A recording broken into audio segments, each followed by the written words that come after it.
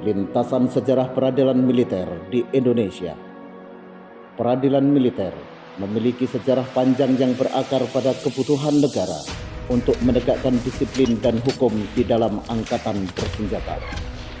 Kehadirannya tidak hanya menjadi bagian dari sistem peradilan nasional di berbagai negara, tetapi juga mengalami perkembangan seiring dengan dinamika kekuatan militer. Sejak berkembangnya kekuatan militer itu pula, peradilan militer telah digunakan untuk mengadili prajurit yang melanggar aturan perang dan disiplin militer. Sejarah perkembangan peradilan militer di Indonesia tidak lepas dari pengaruh sistem hukum militer negara Belanda dan Jepang. Peradilan militer di Indonesia dari masa ke masa. Peradilan militer sebelum Perang Dunia Kedua, periode tahun 1939 sampai dengan tahun 1945. Krijgsraad atau disebut Pengadilan Militer Angkatan Darat. Sebelum Perang Dunia II, peradilan militer Belanda di tanah air dikenal dengan nama Krijgsraad dan Hof Militer Gerechtshof. Peradilan ini ruang lingkupnya meliputi perbuatan pidana militer. Anggota-anggotanya terdiri dari Angkatan Darat Belanda di Indonesia, Hindia Belanda yaitu Kenil, dan anggota-anggota Angkatan Laut Belanda. Perlu diterangkan bahwa Angkatan Laut ini merupakan bagian integral dari Angkatan Laut Kerajaan Belanda, Koninklijke Marine. Sedangkan Kenil merupakan suatu organisasi sendiri, dalam arti terlepas dari tentara kerajaan Belanda, Koninklijke Leger. Dalam pasal 31 Indische Staatsregeling, Undang-Undang Ketatanegaraan di Hindia Belanda, disebut ada hubungan tentang ketatausahaan antara Angkatan Laut Belanda di Indonesia dengan Departemen van Marine Negeri Belanda. Atas perbedaan-perbedaan itu, maka anggota-anggota Angkatan Darat Hindia Belanda, Kenil, diperiksa dan diadili oleh Krijgsraad untuk tingkat pertama dan Hof Militer Gerechtshof untuk tingkat banding, dan anggota-anggota Angkatan Laut Belanda di Hindia Belanda termasuk dalam Koninklijke Marine. Krijgsraad atau Pengadilan Militer Angkatan Darat bersidang untuk mengadili tiap perkara apabila ada panggilan sidang oleh komandan militer. Susunan persidangan ialah seorang ketua, orang sipil ahli hukum, dengan 4 orang anggota militer pangkat ofisir dan diangkat untuk jabatan itu oleh komandan garnison. Jabatan auditor militer atau auditor dirangkap oleh seorang bukan militer sipil yang diangkat oleh Gubernur Jenderal.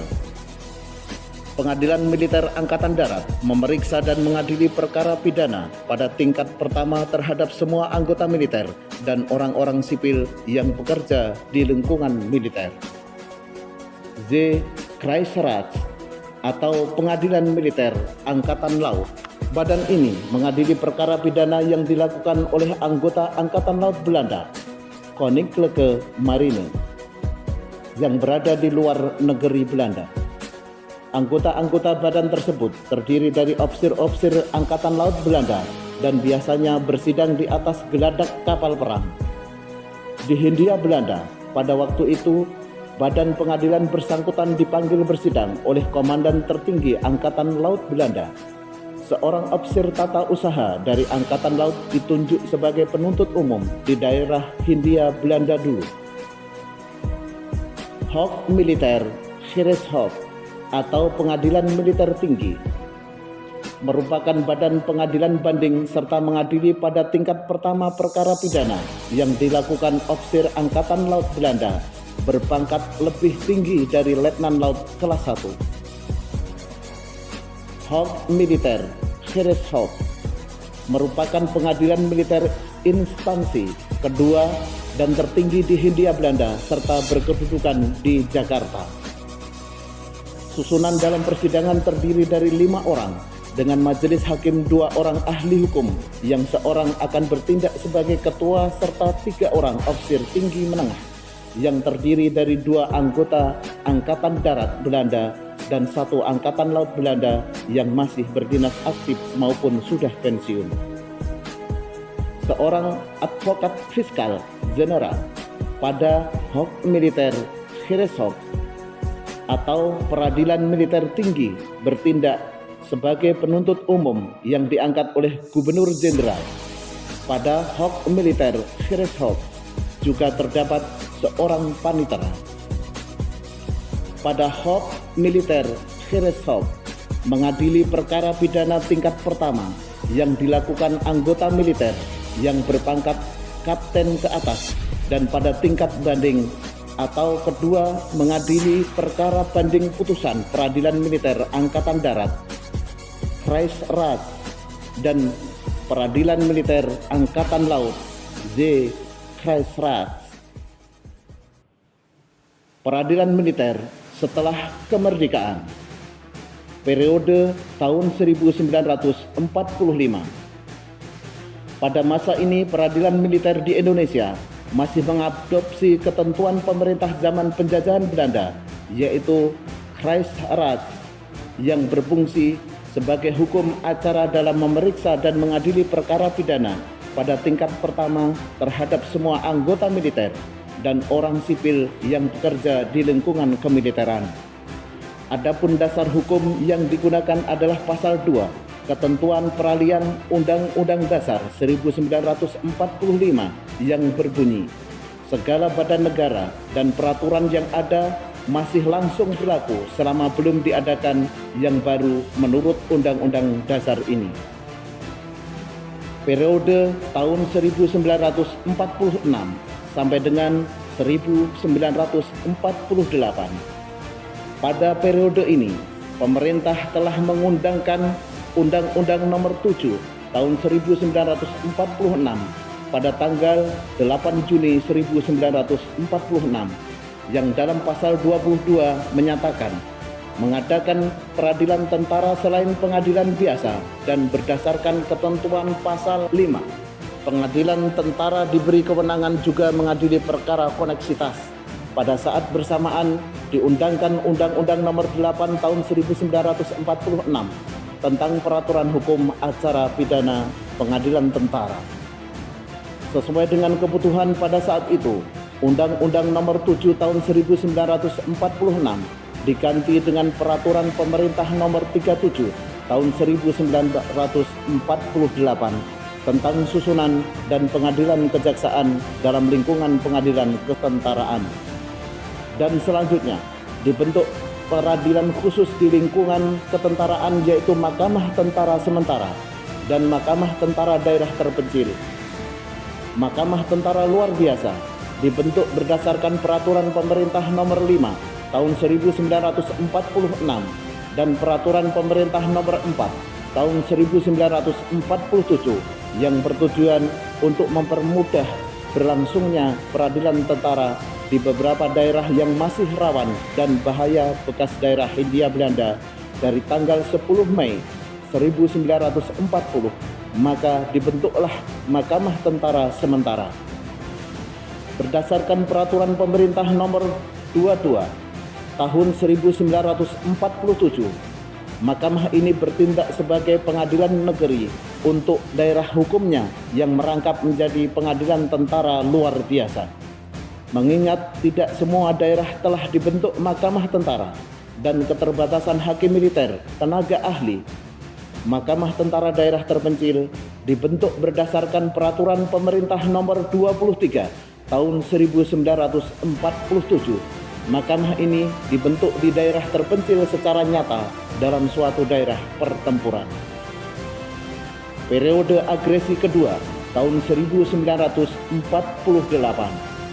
Pada masa agresi kedua setelah tanggal 19 Desember 1948, berdasarkan Peraturan Darurat tahun 1949 Nomor 46 MPKD 49 tanggal 7 Mei 1949, maka untuk mewujudkan kebutuhan pada waktu itu, pemerintah membebankan tugas kepada peradilan tentara dalam menyelenggarakan peradilan tentara dan peradilan sipil yang berlaku untuk seluruh Jawa dan Madura bagi anggota angkatan perang dan bagi orang sipil.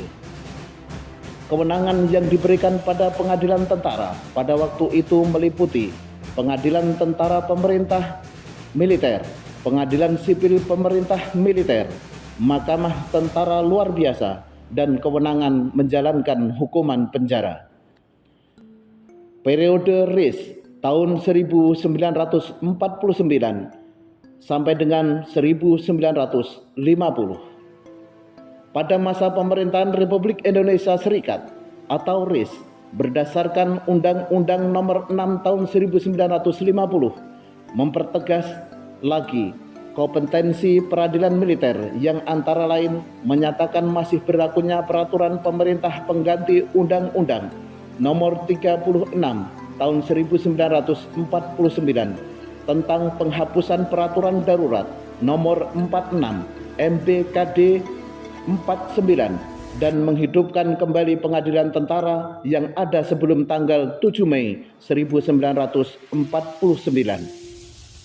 Serta berlakunya kembali peraturan pemerintah nomor 37 tahun 1948 tentang susunan dan kekuasaan pengadilan kejaksaan dalam lingkungan pengadilan tentara. Dengan demikian, sejak berlakunya Undang-Undang Nomor 6 tahun 1950 secara konstitusional, keberadaan peradilan militer dapat dikatakan telah memiliki dasar hukum yang kuat. Ketentuan pasal 2 Undang-Undang Nomor 6 tahun 1950 yaitu Undang-Undang tentang kekuasaan kehakiman dalam peradilan ketentaraan dilakukan oleh pengadilan tentara, pengadilan tentara tinggi, dan Mahkamah Tentara Agung. Periode Undang-Undang Darurat Sementara tahun 1950 sampai dengan 1959. Pada masa ini dikeluarkan Undang-Undang Darurat Nomor 1 Tahun 1951 tanggal 15 Maret 1951 tentang tindakan-tindakan sementara untuk menyelenggarakan kesatuan susunan, kekuasaan dan acara pengadilan sipil, sehingga kedudukan hukum, wilayah hukum, pengadilan militer pada umumnya sama dengan kedudukan wilayah hukum peradilan umum. Pada periode ini terjadi integrasi pertama antara pengadilan militer dan pengadilan sipil. Sebab saat itu jabatan-jabatan pada tata usaha militer dirangkap juga oleh pegawai dari peradilan umum. Disebabkan masih kurangnya tenaga ahli dari lingkungan peradilan militer. Selanjutnya diundangkan Undang-Undang Nomor 29 Tahun 1954 tentang Pertahanan Negara. Dalam pasal 35 menyatakan angkatan perang mempunyai peradilan tersendiri, sehingga hal ini lebih mempertegas eksistensi peradilan militer yang berdiri sendiri dan terlepas dari peradilan lain. Periode tahun 1959 sampai dengan 1966.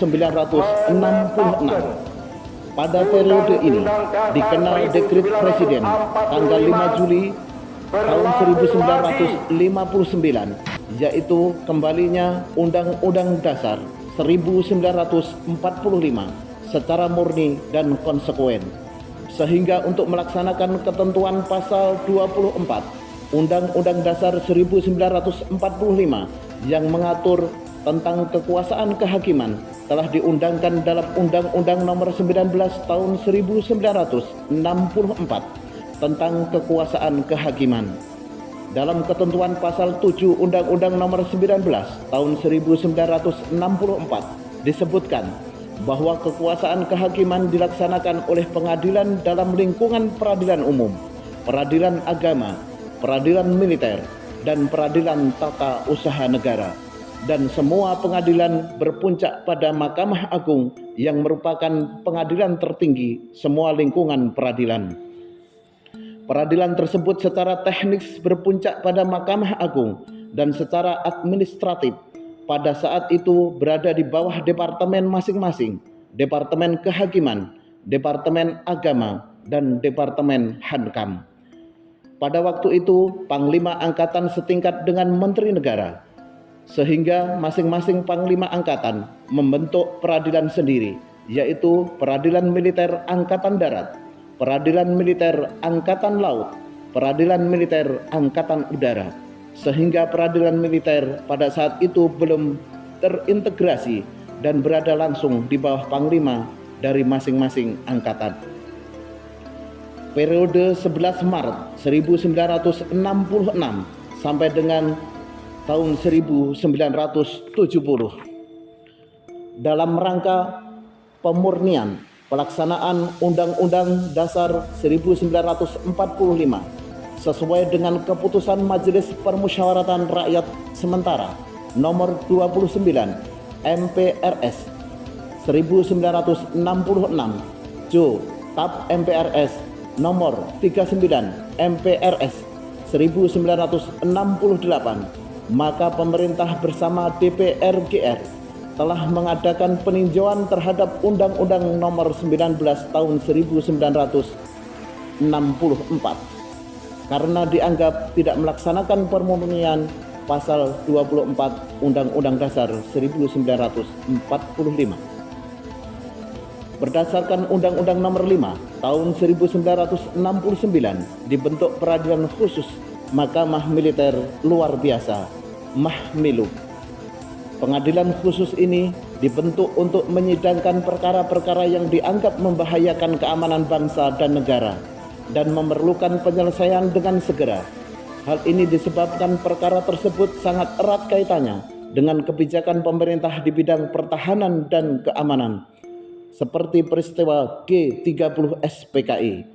Di samping itu, pemerintah telah menggantikan Undang-Undang Nomor 19 Tahun 1964 dengan Undang-Undang Nomor 14 Tahun 1970 tentang ketentuan-ketentuan pokok kekuasaan kehakiman yang berpegang pada asas peradilan bebas dan menetapkan 4 lingkungan kekuasaan peradilan, yaitu peradilan umum, peradilan agama, peradilan militer, dan peradilan tata usaha negara. Berdasarkan lintas sejarah peradilan militer tersebut, maka tidaklah benar bila keberadaan peradilan militer baru masuk dalam konstitusi setelah berlakunya Undang-Undang Nomor 14 Tahun 1970.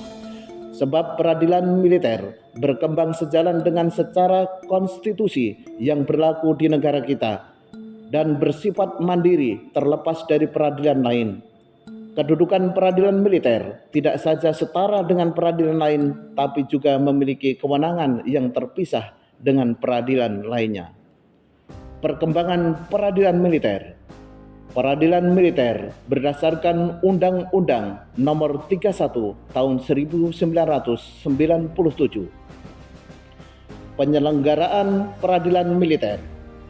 Perkembangan peradilan militer sejak diundangkannya Undang-Undang Nomor 31 Tahun 1997 tentang peradilan militer dapat kita lihat pada penyelenggaraan fungsi penyidikan, penuntutan, dan pengadilan. Di samping yurisdiksi dan kompetensi yang dimiliki, fungsi penyidikan sebelumnya dilaksanakan oleh polisi militer gabungan dari 3 angkatan, namun dalam perkembangannya dilaksanakan oleh polisi militer Angkatan Darat, dan sekarang dilaksanakan di masing-masing angkatan, yaitu polisi militer Angkatan Darat, polisi militer Angkatan Laut, dan polisi militer Angkatan Udara. Fungsi penuntutan. Fungsi penuntutan dilaksanakan oleh institusi TNI yang berada dalam wadah Auditorat Jenderal TNI dan dalam pokok-pokok organisasi dan prosedur POP Babinkum TNI. Auditorat Jenderal TNI di bawah Badan Pembinaan Hukum TNI sebagai badan pelaksana pusat. Fungsi pengadilan dilaksanakan oleh pengadilan dalam lingkungan peradilan militer, termasuk di dalamnya melaksanakan fungsi penyelenggaraan perkara tata usaha militer dan koneksitas. Yurisdiksi peradilan militer juga telah dikembangkan menjadi 4 strata dan secara formal memiliki kewenangan masing-masing, yaitu pengadilan militer (Dirmil), pengadilan militer tinggi (Dirmilti), Pengadilan Militer Utama Dinmiltama dan Pengadilan Militer Pertempuran Dinmilpur. Adapun yurisdiksi masing-masing pengadilan tersebut sebagai berikut. Pengadilan militer merupakan pengadilan tingkat pertama bagi prajurit berpangkat kapten ke bawah sampai dengan bintara dan tamtama. Pengadilan militer tinggi merupakan pengadilan tingkat pertama bagi prajurit berpangkat mayor ke atas sampai perwira tinggi, jenderal, laksamana, marsekal TNI, dan sebagai pengadilan tingkat pertama dalam memeriksa gugatan tata usaha militer. Pengadilan Militer Utama adalah pengadilan yang memeriksa dan memutus pada tingkat banding perkara pidana dan sengketa tata usaha militer yang telah diputus pada tingkat pertama oleh pengadilan militer tinggi yang dimintakan banding, serta memutus perbedaan pendapat antara perwira penyerah perkara, papera, dan auditor militer. Pengadilan Militer Pertempuran berdasarkan ketentuan pasal 45 Undang-Undang Nomor 31 Tahun 1997 tentang peradilan militer adalah pengadilan tingkat pertama dan terakhir terhadap tindak pidana yang dilakukan oleh prajurit di daerah pertempuran. Pengadilan Militer Pertempuran merupakan organisasi kerangka yang dibentuk bersifat insidentil sesuai dengan kebutuhan daerah pertempuran. Peradilan satu atap di bawah Mahkamah Agung Republik Indonesia. Perkembangan peradilan militer tidak terlepas dari wacana peradilan satu atap di bawah Mahkamah Agung Republik Indonesia sebagai amanah yang ditentukan dalam pasal 24 ayat 1 dan 2 Undang-Undang Dasar 1945 yang menyatakan bahwa kekuasaan kehakiman merupakan kekuasaan yang merdeka guna menegakkan hukum dan keadilan. Kekuasaan kehakiman tersebut dilakukan oleh Mahkamah Agung dan badan peradilan yang berada di bawahnya dalam lingkungan peradilan umum, peradilan agama, peradilan militer, peradilan tata usaha negara, dan oleh sebuah Mahkamah Konstitusi. Adapun yang dimaksud satu atap adalah suatu sistem yang menyatukan kewenangan pengelolaan aspek organisasi, administrasi, dan finansial peradilan berada di Mahkamah Agung Republik Indonesia, terlepas dari campur tangan pemerintah yang sebelumnya dilaksanakan oleh Departemen Kehakiman, Departemen Agama, dan Mabes TNI. Peradilan satu atap mulai terwujud sejak diundangkannya Undang-Undang Nomor 4 Tahun 2004 tentang kekuasaan kehakiman sebagai penjabaran pasal 11 Undang-Undang Nomor 35 Tahun 1999 yang telah mengubah Undang-Undang Nomor 14 Tahun 1970. Secara real, perkembangan peradilan militer juga dapat dilihat dalam ketentuan pasal 42 Undang-Undang Nomor 4 Tahun 2004 menyebutkan pengalihan organisasi, administrasi, dan finansial harus telah selesai dilaksanakan paling lambat tanggal 30 Juni 2004, di mana pelaksanaannya melalui keputusan Presiden paling lambat 60 hari sebelum tanggal 9 Juli 2004. Secara fisik, penyerahan baru dilaksanakan tanggal 1 September 2004 dengan ditandatanganinya berita acara serah terima oleh Panglima TNI dan Ketua Mahkamah Agung Republik Indonesia. Di era kemajuan teknologi informasi yang semakin pesat, teknologi informasi telah menjadi tulang punggung dalam berbagai aspek kehidupan, termasuk sistem peradilan. Pengadilan militer sebagai bagian integral dari sistem hukum nasional tidak dapat lagi berjalan dengan pola konvensional. tuntutan untuk bertransformasi menjadi institusi yang modern, efisien, dan transparan semakin mendesak. Kemajuan teknologi informasi menawarkan berbagai solusi yang dapat meningkatkan kualitas pelayanan hukum, mulai dari digitalisasi dokumen, penerapan sistem perkara berbasis elektronik, hingga persidangan secara elektronik. Hal ini ditandai dengan penerapan sistem informasi penelusuran perkara SIPP, e-berpadu, elektronik berkas perkara terpadu, dan lain sebagainya pada pengadilan militer. Untuk memperkuat kedudukan prajurit TNI yang berdinas di Mahkamah Agung, peradilan militer, dan peradilan perikanan, telah disepakati dan dikeluarkan surat keputusan bersama antara Mahkamah Agung Republik Indonesia dengan Panglima TNI nomor 25 KMA SKP 1/2022 dan nomor Kep 64 1/2022 tanggal 21 Januari 2022 tentang kerjasama penugasan dan pembinaan prajurit TNI di Mahkamah Agung dan di pengadilan militer serta peradilan perikanan. Secara yuridis, sudah terjadi reformasi eksternal dari pengadilan militer.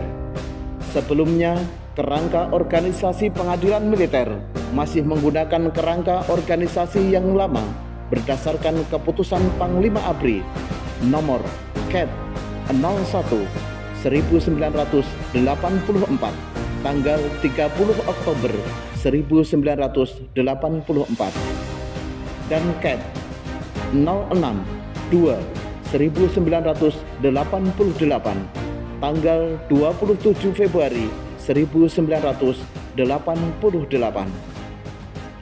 Hal yang cukup penting dari perkembangan eksternal dari peradilan militer dengan ditandatanganinya keputusan bersama antara Panglima TNI dengan Ketua Mahkamah Agung Republik Indonesia nomor KMA 065A SKP 9/2004 dan Skep nomor 4209/2004 yang mengatur mengenai pembinaan personil TNI.